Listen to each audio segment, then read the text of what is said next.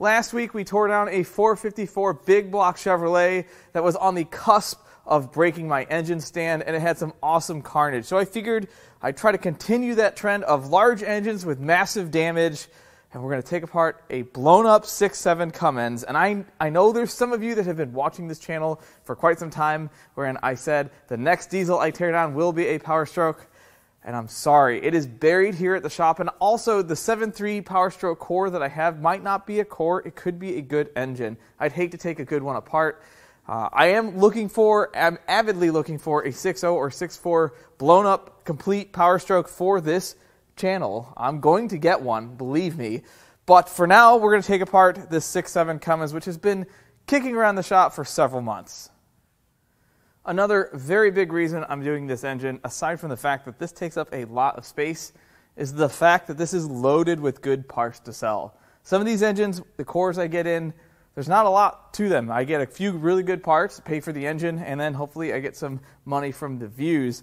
Whereas this engine, if this video is terrible, which it could, you got a lot of good parts to sell. It's pretty much completely loaded. It looks like it's missing an EGR valve and a harness. That's it. Otherwise, it's complete. This particular 6.7 is out of a 2011 to 2012 Dodge Ram 2500 or 3500. There are differences throughout the years, and I don't know them at all. But I looked up the interchange on this engine. It actually says it makes 305 horsepower at 2,900 RPM. And, yeah, that's what it says on it. I have no idea how much torque this makes. These make a ton of torque. They run really good. Although a lot of people are not big fans of the emissions equipment, I have no idea if that led to this engine's demise, but I'll give you a little hint as to what's wrong with this engine. If you look at this side of the block, it looks like it's getting ready to hatch. The other side, well, that's the bad side. So there seems to be something missing. I just can't put my finger on it. What happened here? Well, we know what happened here, but let's see how bad the damage is. Let's get this thing torn down. The first thing we're going to do is start removing the emissions equipment with the EGR cooler and this pipe, and then we'll start to get the turbo, exhaust manifold off, and it'll just fall apart after that. Apparently that was loose already.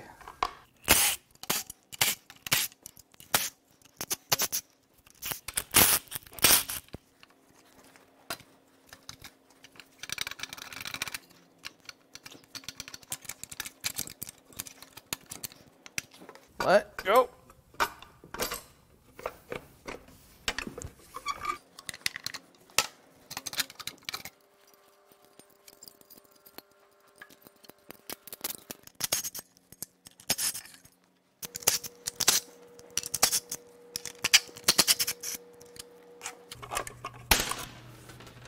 Now we'll remove the oil feed line from the oil filter housing.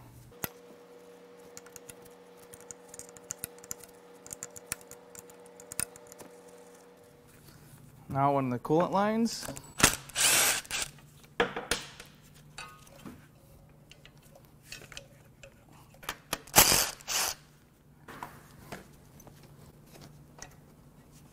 That's really stiff. Nope, don't say it. We're going to crack that fitting loose.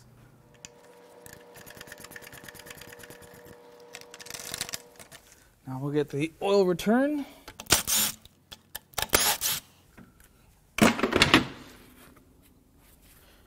Alright. And all we've got is the coolant, the other coolant line, and then the exhaust manifold.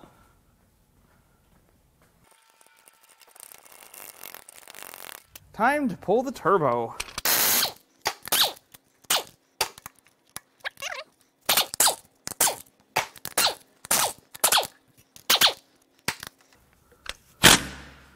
Okay, that's going to be heavy.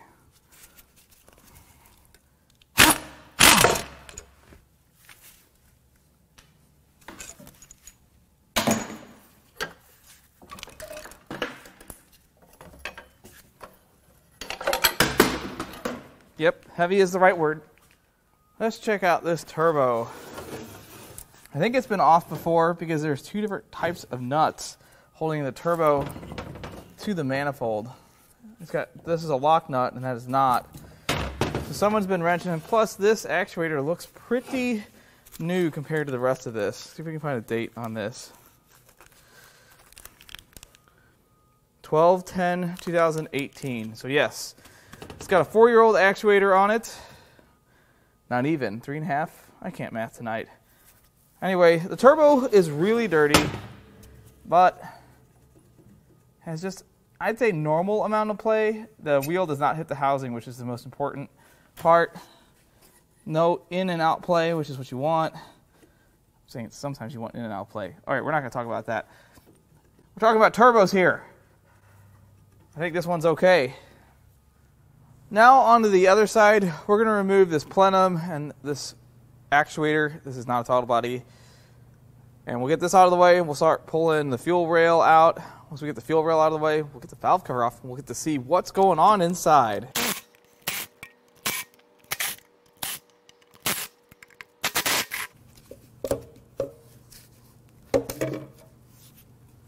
Here we are. Whew, look at the amount of soot in there. This is like a warm-up plate here. It's pretty dirty. I'm sure they can get much worse than this, though. Now for all of the fuel lines.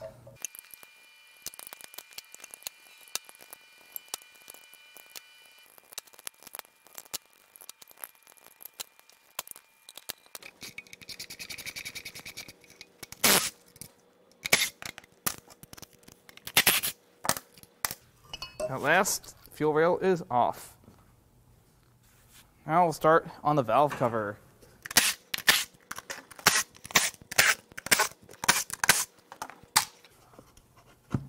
Oh yeah.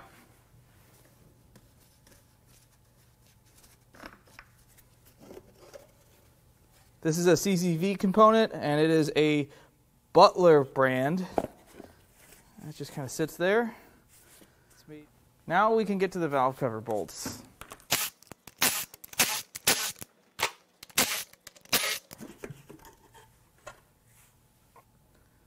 Well,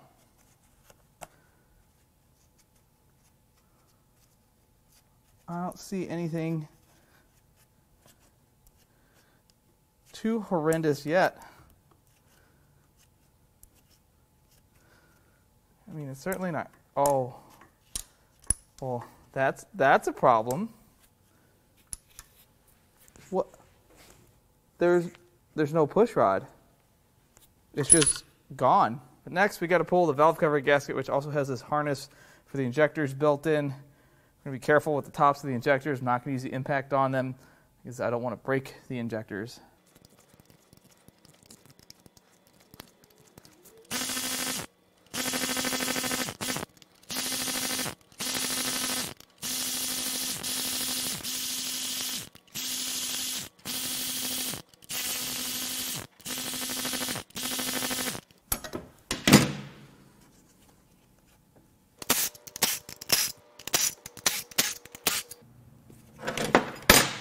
Is there more? Does this come off just like that?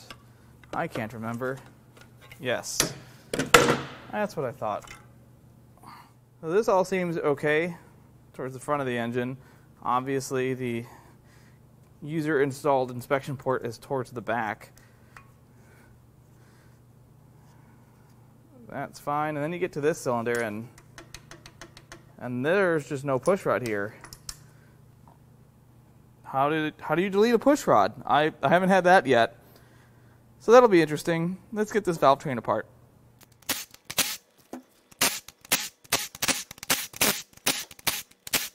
Those all seem to be about the same tightness, so I don't think anyone pulled this apart to get a push rod out. That doesn't make any sense.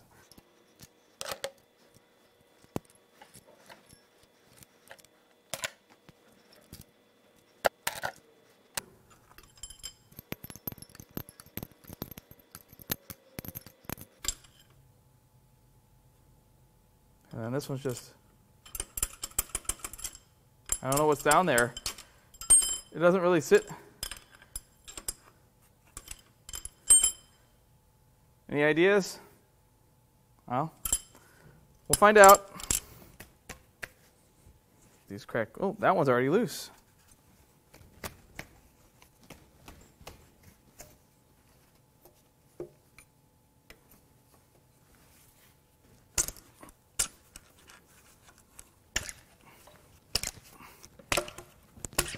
something worth mentioning here. It looks like half of the injector bolts are loose, except for number 5. Number 5 is tight, but if you also look, that injector is a lot cleaner than the rest of them. Is that suspect? We'll find out. Now let's get the injectors out.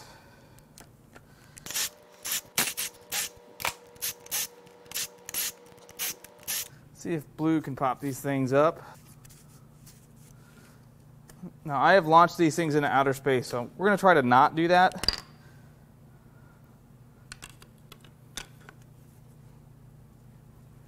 That one's very stuck. Let's pass that one. And that one.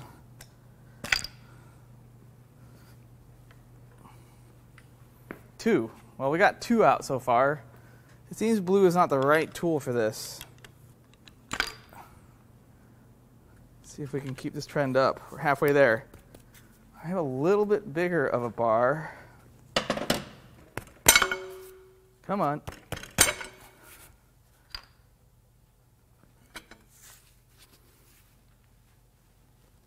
I mean, I'm flexing the end of that bar. Let me see if I have something a little bit bigger.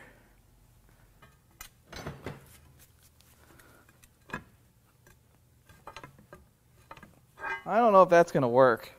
I feel like this might be a little on the excessive side. I don't know. I think the end of it's not sharp enough to bite. Well, I'm out of ideas.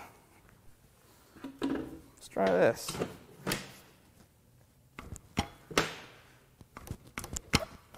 It might just have to come off with the head.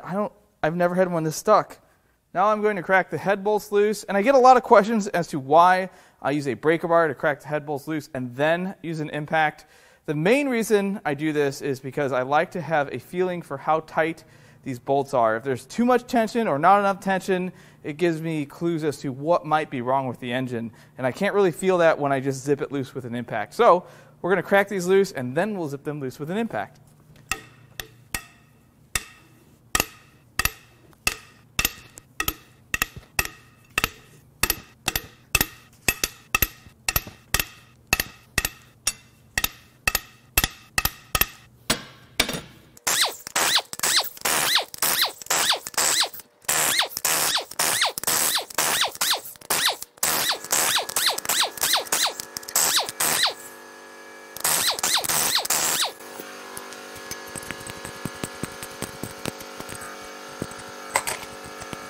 All right, now that the head's loose, we're going to get this head off. Now, I've been hitting the gym pretty hard these days, so I don't think this is going to be too much of a problem. Oh, man, it's heavy. Oh, it's heavy. It's so heavy.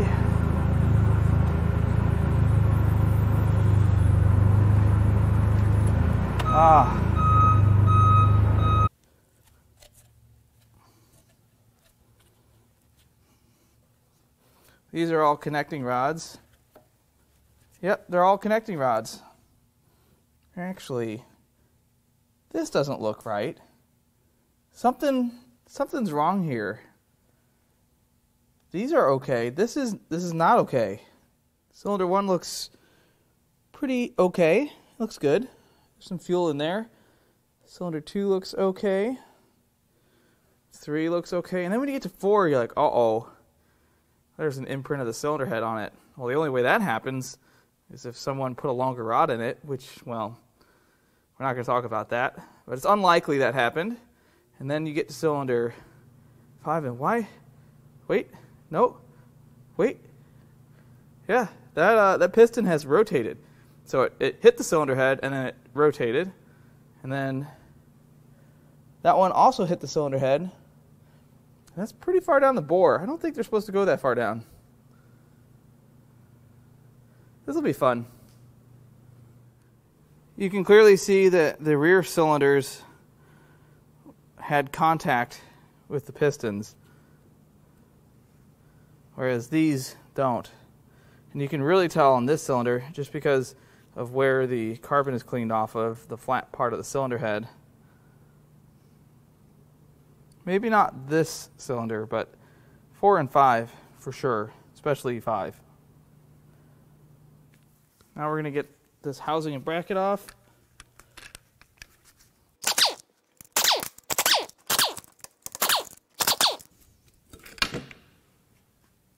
That was unnecessarily stuck. Now we'll get the oil filter housing out.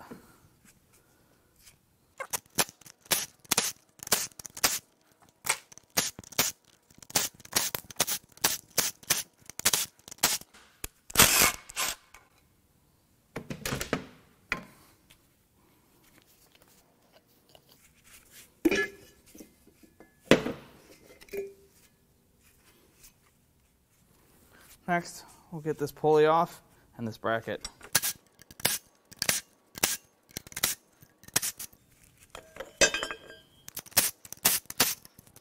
While we're here, we'll get the water pump out of the way. And I finally need the hammer. Is that plastic? No, they wouldn't do that. I don't think that's plastic. Now we'll get the crank pulley off.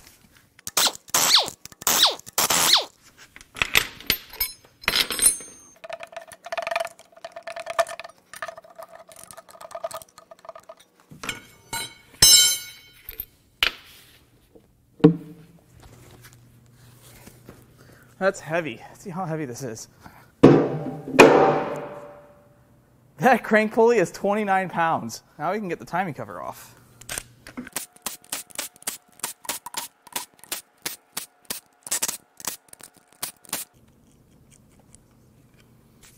No, I didn't have to take that off. That was just silly.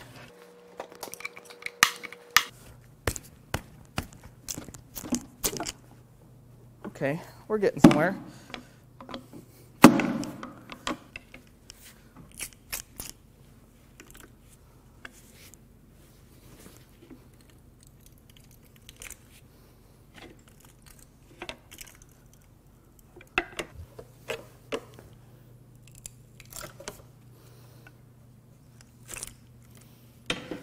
There we go. Here's your cam, here's your oil pump, and there's the injection pump. Here's your crankshaft. This has definitely been resealed. There's some RTV on this. I don't think it'll hurt anything. We do have to get that off. So we'll do that first so we can get that pump out. Now I've heard of people being able to hit these and get the gear off. We're still going to use a puller on it. I don't really want to mess anything up. It's a pretty expensive part. Let's get the bolts off the back of it first, I guess. I don't know. We'll get the gear off. Let's get these off so that way this pump can come out.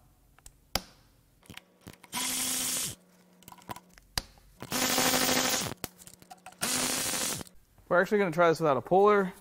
I've always used a puller. I might regret this. We're just going to give this a couple. Don't really want to mess this up at all. It seems to be working. I don't know what I'm doing here. Let's try a block of wood and a bigger hammer.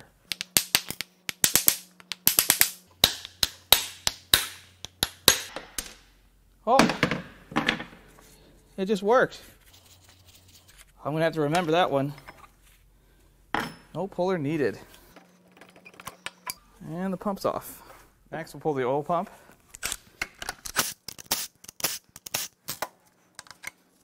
Well, I don't see any silvery sparkles in the oil. This is like a grown-up's fidget spinner. I actually have one of these on my counter, and I think it's the most played with thing while people are waiting for parts. It looks all right. Well, someone has clearly had this off before because it only has 2 bolts left in it. And that just comes off too. Just like that. Uh-oh.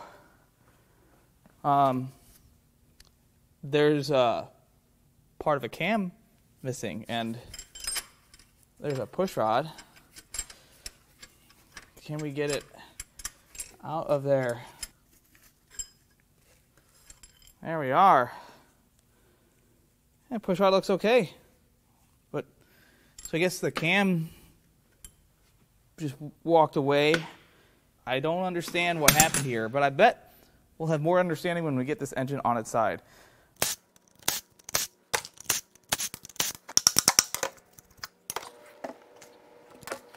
Okay, now what? What have I done here? Oh, I've got an idea. Let's just put this back. Leverage.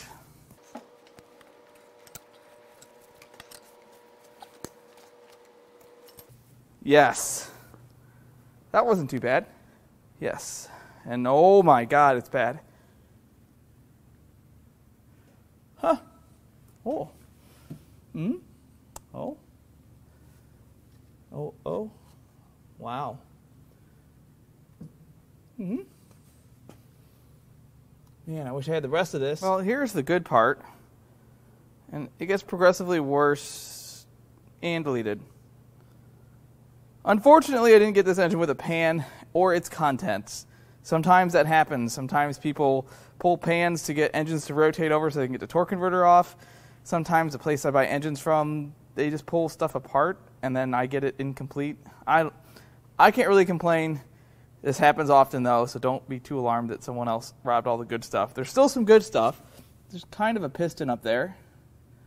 And then there's a broken, very, very broken camshaft. And then a very chewed up crank. Wow. That's impressive. Look what it did all around. Well, let's start getting this thing apart.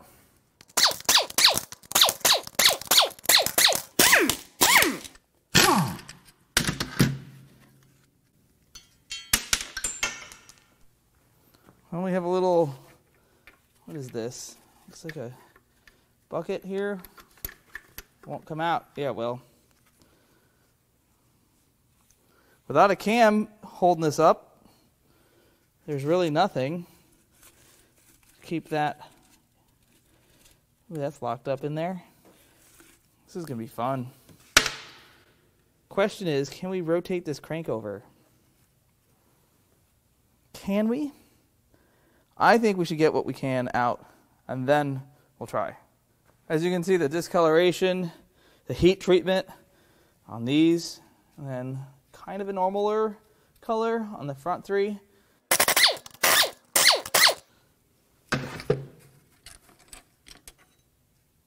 Uh-oh. That bearing spun. Not surprised at all. And there you can see the spun bearing on number 4. Yeah. Number 3 wasn't terrible, but 4. And there's always 5. Now, unfortunately, because of the position of the rods, I don't know if I'm going to be able to get them out.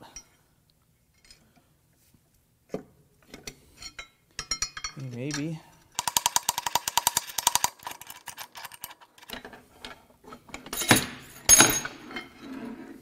The next thing I'm going to try is I put 2 bolts in 2 of the flywheel holes, and I'm going to use my moderately sized pry bar to try to rotate it. This is going to bend those bolts or flip the engine off this.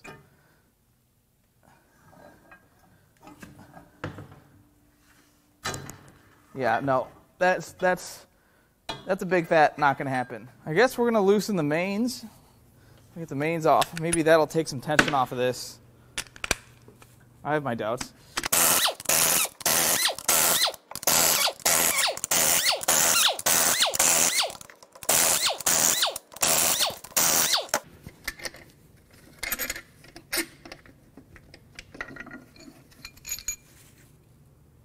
Mains are not looking so hot, but we didn't expect them to.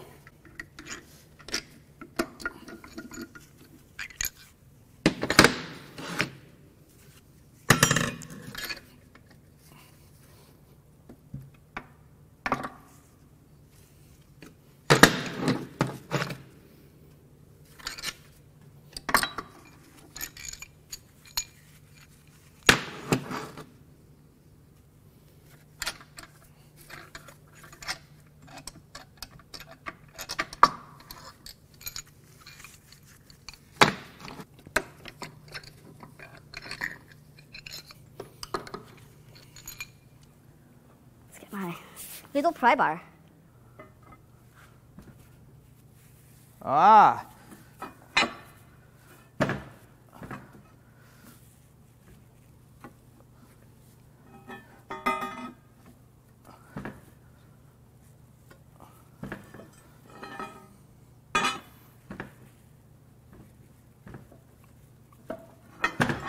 Well, there's two more.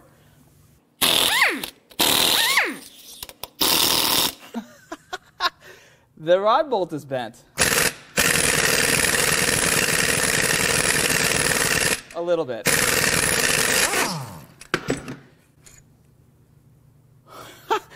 That is the coolest thing.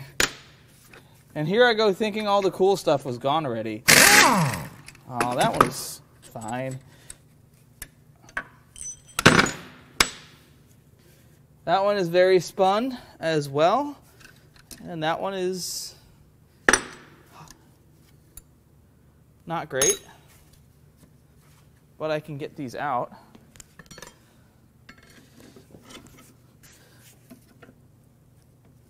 Maybe.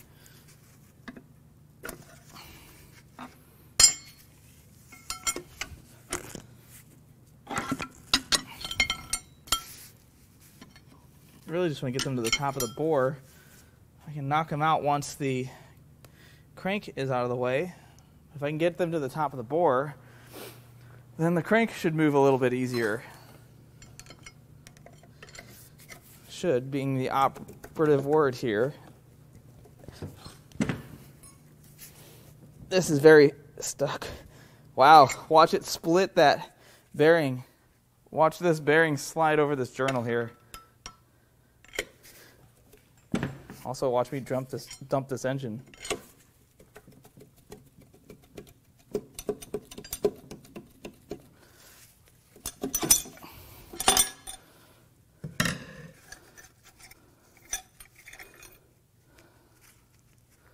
Oh, there's one bearing. Where did the other one go? Oh, it's the rod. The other one is the rod. Okay. How do I get this out? Okay, well, now it's time to see if we can turn this crank over some more to get the other one. Oh, that sounded great.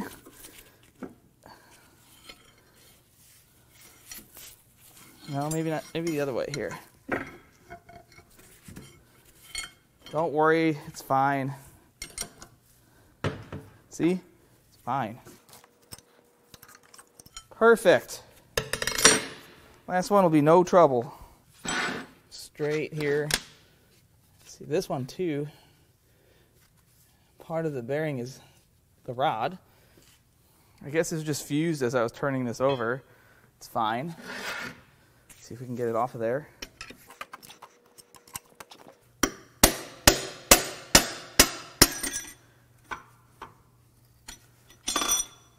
Perfect. I'd like to note that I have one rod and piston out right now.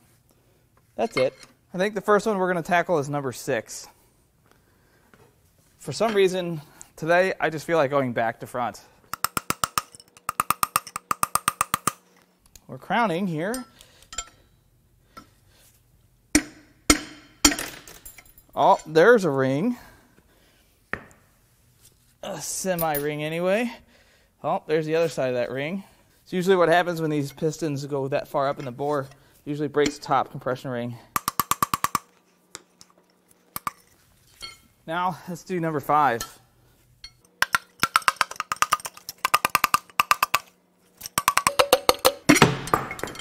Oops. Oops. Huh.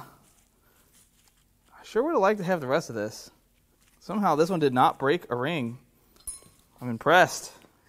Now, number 4.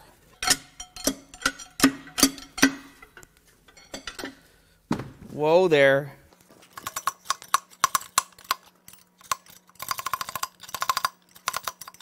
So close.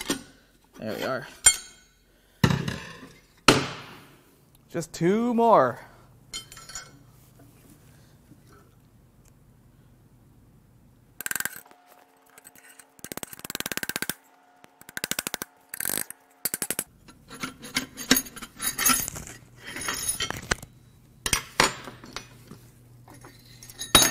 That was a little work to get that out.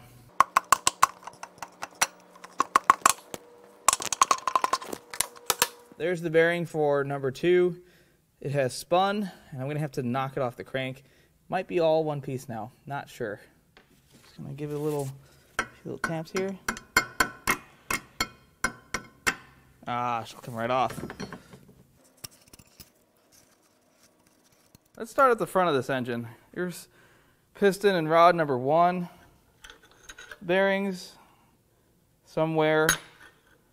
Not awful. Piston looks okay. Rod looks okay. Then let's go to number 2. Same kind of deal here for the piston. The rod looks all right. Bearings were spun about 90 degrees.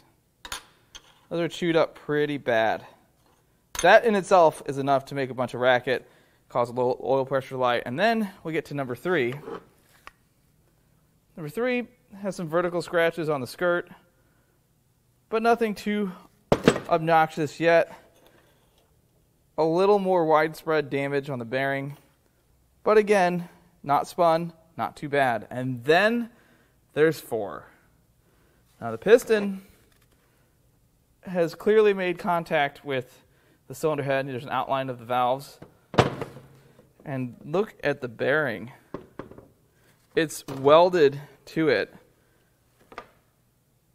That is so awesome. Look at the heat. It heat treated that rod. And here's the cap and that bearing. And yes, I sprayed these off. This is what they look like after you spray them off. And then there's the Bluetooth rod. Wait, nope. That's just not a ghost rod for number 5. There's what's left of the piston. Somehow, the top compression ring didn't break. It clearly made contact hard with the cylinder head, and it actually rotated in the bore. And then you can see marks from debris, and then also me hitting it out with a punch. And then number 6. Also struck the cylinder head, broke the top compression ring, which is right there. Bearing also very welded to the rod. But that's not even the cool part. This is the cool part.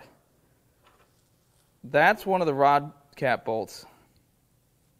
It stretched it. I didn't break. I'm so impressed that this didn't break. This unthreaded. That's just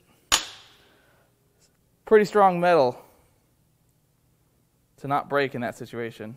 We are not done. I still have to pull the cam and the crank out. And to do that, I'm going to have to turn the crank over to where I have access to the cam plate bolts.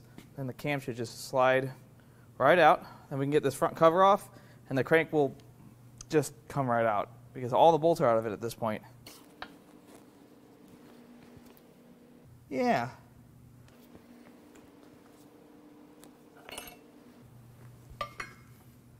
Perfect. Oh. Okay. I did not expect that.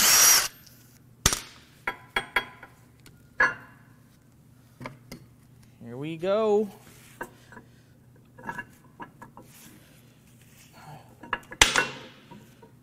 So, it broke the cam plate. I've never seen that before.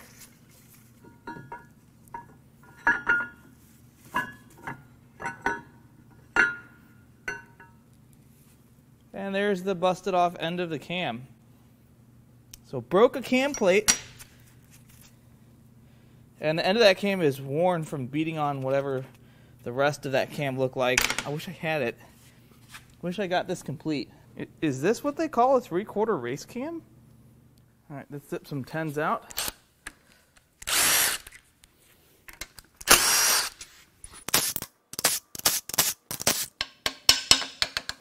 Sure seems like it. Lots and lots of RTV.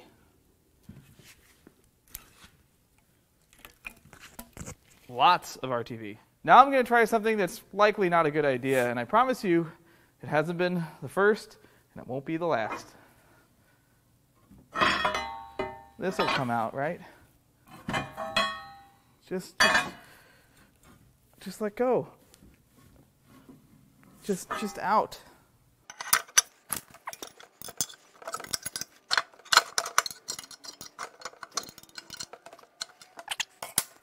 We're just going to kind of leave that there. Then we're going to take a much smaller bar and just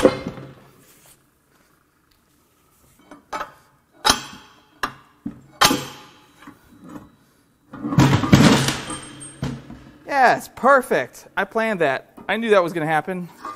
39,000 cans of brake clean later, we can kind of see the crankshaft, and this took a few hits. That journal is smoked. As you can see, that one's kind of clogged. This is rough, really rough.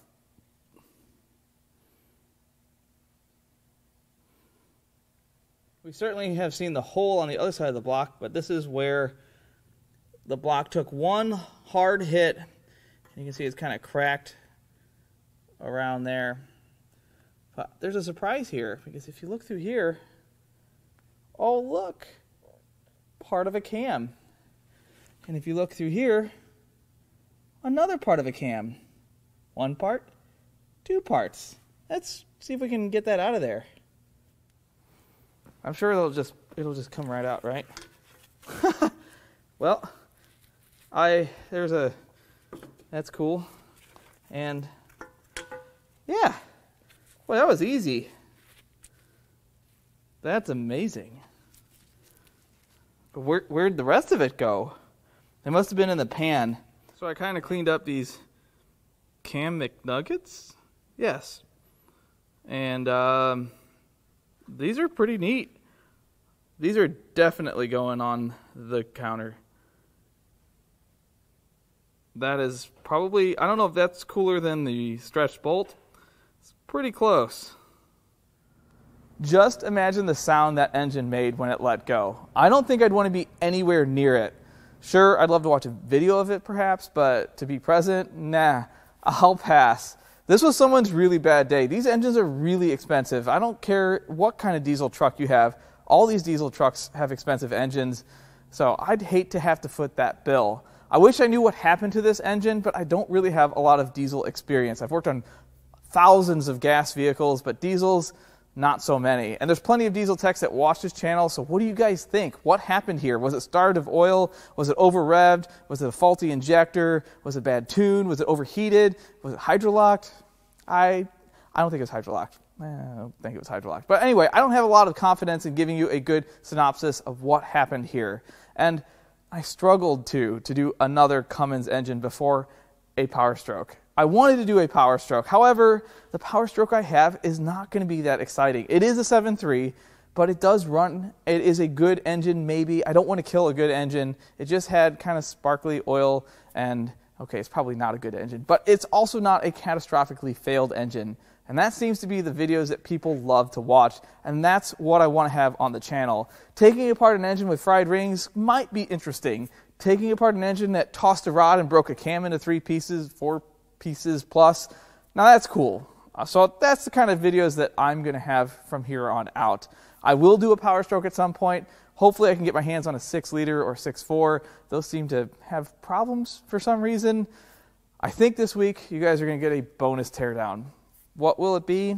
You guys are going to have to wait and see. If you'd like to buy parts off of this engine or any of the other engines I've torn down, or even this 96 Land Cruiser, it's a big pile of crap, send me an email. I'm going to leave our email in the video description. And as always, I love all the comments, all the feedback, and even the criticism. I love it all, and I'll catch you on the next one.